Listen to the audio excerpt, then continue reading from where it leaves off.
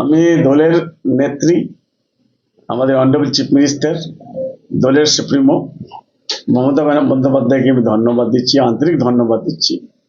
এবার ফুললি আমার উপর কনফিডেন্স রেখে এবার চতুর্থবারের জন্য আমার নমিনেশন করার জন্য উনি একটা অপরচুনিটি দিয়েছে। এই অপরচুনিটিকে কাজে লাগিয়ে আমি আমার প্রত্যেকটা লোকের সেবা করতে পারি। প্রত্যেকটা লোকের আমার বিধানসভার গোয়ালপুর 30 থেকে আমাকে টিকিট দেওয়া হয়েছে, পার্টি সম্পদ দেওয়া হয়েছে, নাম অ্যানাউন্সমেন্ট হয়েছে।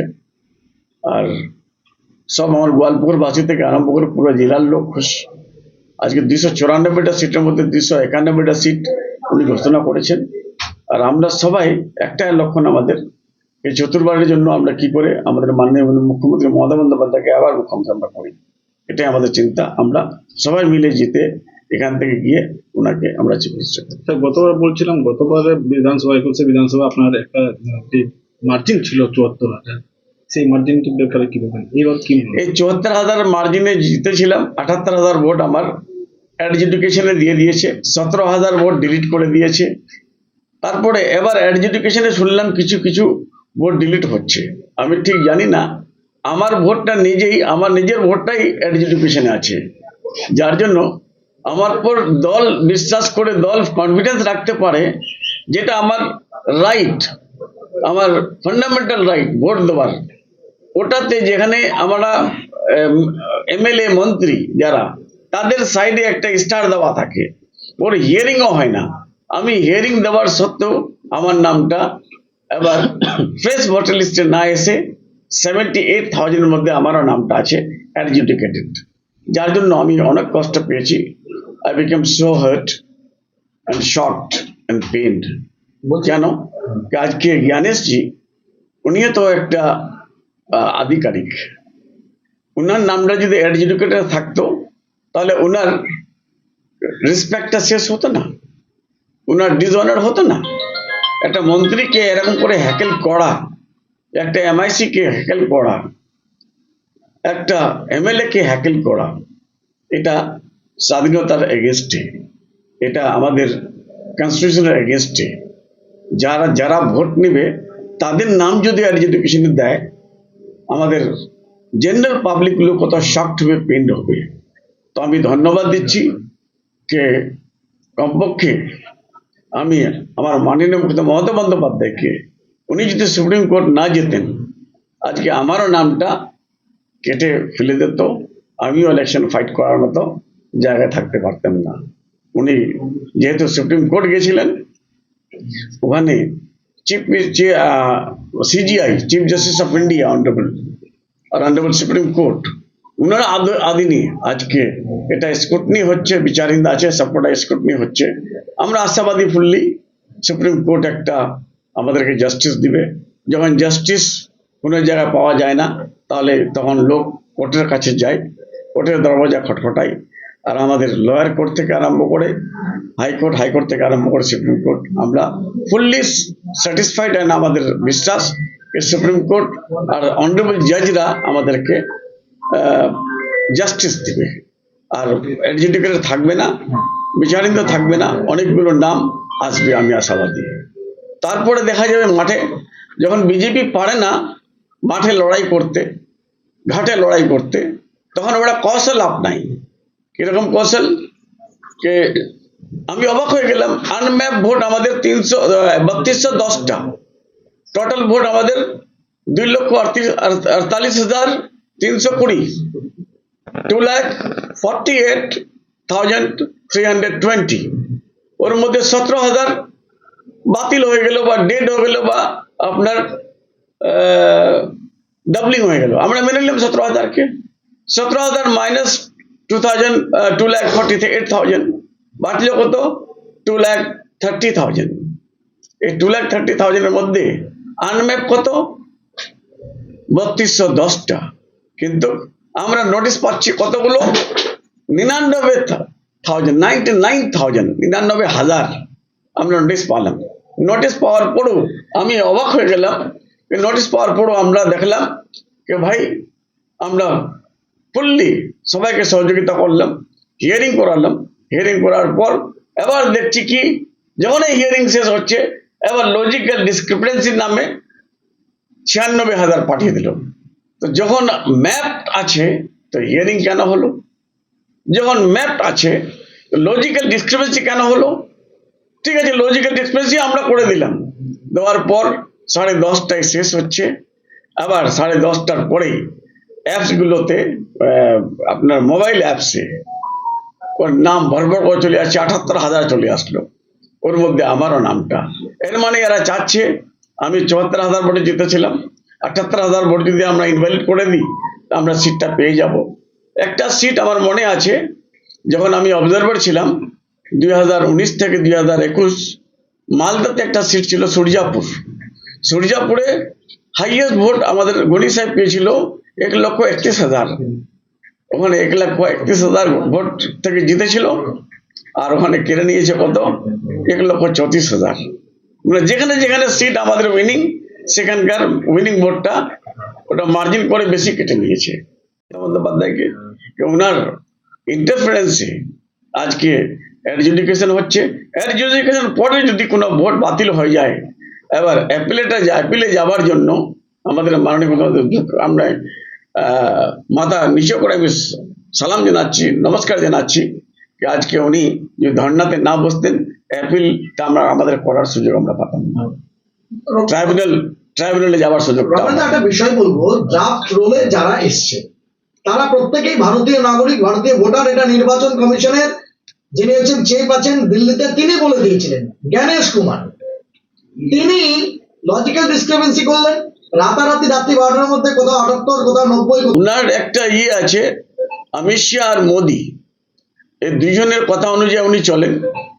আগে অমিত শাহ আসলে এখানে বলে ঘুষপেটিয়া মুসলিম, তারপরে বলে রোহিঙ্গিয়া মুসলিম, তারপরে বলে বাংলাদেশি মুসলিম। আমি একটা কথা বলছি, বাংলাদেশ থেকে এখানে মুসলমানরা কেন আসবে? A person is desirous to live in majority, not in minority. যেখানে ওখানে মুসলিমরা মেজরিটিতে আছে, তো মাইনরিটিতে কেন আসবে এখানে? আর যারা সব জায়গায় এখানে আছে, আমি সবসময় মেজরিটিতে থাকতে চাই। মুসলিমরা এখানে সংখ্যালঘু, ওই দেশে মুসলিমরা সংখ্যা গরিষ্ঠ, তো ওখান থেকে ছেড়ে কেন আসবে? এক নম্বর 2, এখানকার মুসলিমরা যারা ভারতে থেকে আছে, they are residing in India by their choice, not by their compulsion. যখন ভারত স্বাধীন হয়েছিল তখন সুযোগ ছিল ওদেরকে যাওয়ার বাংলাদেশ, ইস্ট পাকিস্তান বা west Pakistan, but they believe in what Indian constitution is secular constitution. India is secularism. India secularism is there. India is a secular country. That's why আমরা এখানেই থাকবো, আমরা ইস্ট পাকিস্তান বা ওয়েস্ট পাকিস্তান আমরা যাব না, বাই চয়েস আমরা এখানেই আছি। কিন্তু আজকে অমিত শাহ, মোদিজি, যারা সবসময় ব্রিটিশদের দালালি করতেন, তারা এগুলো লম্বা লম্বা কথা বলছে, এগুলো কথা সহ্য করা যায় না। আর অমিত শাহ এসে বলে গেল এখানে আমি একটা ইউনিয়ন টেরিটরি করব, আমি 4টা জেলা, কিশনগঞ্জের 2টা জেলা আমাদের পশ্চিমবাংলার, আমরা ছিলাম এই চিকেন নেকটা সোনাপুর টু বিলাসপুর, আমরা ছিলাম কোথায়? বিহারে, 1956 এর আগে। 56 এর পরে আসলাম আমরা কোথায়? বাংলাতে, বেঙ্গলে। আমরা বাংলা কালচার, বেঙ্গলি ল্যাঙ্গুয়েজ, বাংলার সভ্যতা, খাওয়া দাওয়া আমরা শিখতে 70 বছর হয়ে গেল, আমরা সব অ্যাডাপ্ট করে নিয়েছি। এখন বলছে ইউনিয়ন টেরিটরি করে আমাদেরকে কিশনগঞ্জ যেতে হবে বা বিহারে যেতে হবে। ও চাচ্ছে কি বিহারের কালচারটাকে, বিহারের ল্যাঙ্গুয়েজটাকে, ইউপির ল্যাঙ্গুয়েজ, ইউপির কালচার, ওটাকে এখানে ইম্পোজ করতে চাই। কিন্তু এটা বাংলা, এই বাংলাটা হলো আমাদের কাজী নজরুল ইসলাম, রবীন্দ্রনাথ ট্যাগরের, তারপরে আমাদের স্বামী বিবেকানন্দ, রাজারাম মোহন রায়, মাতানমণি হাসদা, আমাদের মমতা ব্যানার্জি, এদের বাংলা। অত সহজ না এখানে কিছু করার। ওরা যখন পারছে না তখন টুকরো টুকরো করে দিতে চাই, যখন পারছে না তখন একটা স্টেট জম্মু অ্যান্ড কাশ্মীরকে ইউনিয়ন টেরিটরি করে দিল, যখন পারছে না দিল্লির পুলিশের পাওয়ারটা ছিনে নিল, যখন পারছে না হরিয়ানার ভোট চুরি করে এবার ইলিগাল ভোট চড়ে ইলেকশন জিতে নিল। যখন পারছে না, মহারাষ্ট্রের 45 লক্ষ ভোট ডিলিট করে 50 লক্ষ বাইরে থেকে ভোট দিয়ে জিতাই নিয়ে নিল। তেমনি ঠিক বিহারে এরকম করেছে, 67 লক্ষ ভোট এদিক ওদিক করে দিল, 70 লক্ষ ভোট নিয়ে চলে আসলো কোথা থেকে, বিহার নিয়ে নিল। কিন্তু Bangla, what Bengal things today, rest of India will think tomorrow. কেন? যেখানে বাংলা, যেখানে অমিত শাহ আর মোদির থিঙ্ক ট্যাঙ্ক যেখানে শেষ হচ্ছে, সেখান থেকে আমাদের মাননীয় মুখ্যমন্ত্রী মমতা বন্দ্যোপাধ্যায় থিঙ্কিং স্টার্ট হচ্ছে। যার জন্য এখানে এসে ওরা হিমশিম খেয়েছে, ধাক্কা খাচ্ছে, এবার পড়ে যাচ্ছে। বলো। প্রধানমন্ত্রী নরেন্দ্র মোদী 23-এর লোকসভা নির্বাচনে ট্যাগলাইন লাগিয়েছিলেন সবকা সাথ সবকা বিকাশ, তারপরে সবাইকে নিয়ে চলার জন্য বলেছিলেন সবকা বিশ্বাস। বিজেপির প্রার্থী তালিকা পশ্চিমবাংলার জন্য ঘোষণা হয়েছে, not even a single minority candidate. 30% পশ্চিমবাংলায় মুসলিম সংখ্যালঘু লোক, ক্যান্ডিডেট নেই একটা মুসলিম। কি বলবেন? একটা ক্যান্ডিডেট তো করেছিল 2021-এ। আমি যখন 4টা জেলার অবজারভার ছিলাম, আমাদের মাননীয় মমতা বন্দ্যোপাধ্যায় আমাকে চার্জ দিয়েছিলেন মুর্শিদাবাদ, মালদা, উত্তর দিনাজপুর, দক্ষিণ দিনাজপুর। তখন ওকে, আমার ছোট ভাইকে, আমার পরিবারের একজন ছোট ভাই, নিজের ভাইকে ওরা নিয়ে চলে গেল কোথায়, কোন বিজেপির মিটিংয়ে, বিজেপির অফিসে নিয়ে গেল, তোমাকে বিজেপির টিকিটটা দেবো, তুমি ফাইট করো গোয়ালপুর থেকে। আমাকে হ্যাকেল করার জন্য, আমাদের পার্টিকে হ্যাকেল করার জন্য, রব্বানি 4টা জেলা আছে, কাজ ভালো করছে, যদি একে ডিস্টার্ব করে দিই, এর বাড়িতে যদি আগুন লাগাই দিই, আগুনটা নিভাতে নিভাতে এর টাইম শেষ হয়ে যায়, আমরা সবকটা সিট নিয়ে নেব। এটা তো হলো না। যার জন্য এবার কি করেছে, এবার দেখেছে ভোট তো কেটে নিয়েছি আমরা। ওরা জানতো না যে মুখ্যমন্ত্রী মমতা বন্দ্যোপাধ্যায় সুপ্রিম কোর্ট যাবে, ওরা জানতো না যে ও ধর্নাতে বসবে। আজকে ধর্নাতে যদি না বসতো, আপনার সুপ্রিম কোর্ট না যেতেন, আমরা সিট পেতাম না এখানে। কেন? আমাদের যেগুলো মার্জিনের ভোট, সেটা ভোটটা কেটে নিয়েছে, এটা তো উঠতেও না। আমরা লাখ চেষ্টা করতাম, তাও উঠতো না। আজকে আমরা স্যালুট জানাচ্ছি আমাদের মুখ্যমন্ত্রী মমতা বন্দ্যোপাধ্যায়কে, আর স্যালুট জানাচ্ছি CJI, chief justice of India, honourable chief justice of India, honourable supreme কোর্টকে। না, এই 2টা বিধানসভা আমরা জিতবো। কেন? আমরা জানি যে করিম সাহেব দল করেন, করিম সাহেব সম্মানীয় ব্যক্তি, করিম সাহেবের বয়স হয়ে গেছে, করিম সাহেব সবসময় দলকে ভালোবাসে, করিম সাহেব সবসময় আমাদের মাননীয় মমতা বন্দ্যোপাধ্যায়কে ভালোবাসে। যার জন্য দলকে সাপোর্ট করবে।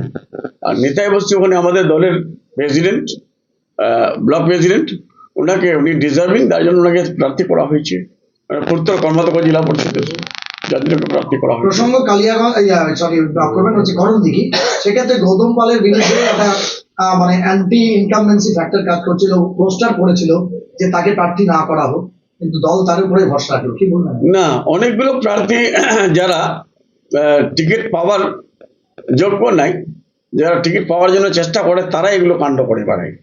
এটা সিটিং MLA কে কি করে বাদ দিবে? সিটিং MLA ওটা যে 5 বছর কাজ করেছে ওখানে, যে কাজ করেনি ওর উপর দল কি করে বিশ্বাস করবে? দল করুক না রে ভাই। আমাদের মুখ্যমন্ত্রী মমতা বন্দ্যোপাধ্যায় জেনারেশন তৈরি করছে। একটা জেনারেশন চলে গেলে অন্য জেনারেশন রেডি আছে, অন্য জন চলে গেলে আবার 3rd জেনারেশন রেডি আছে।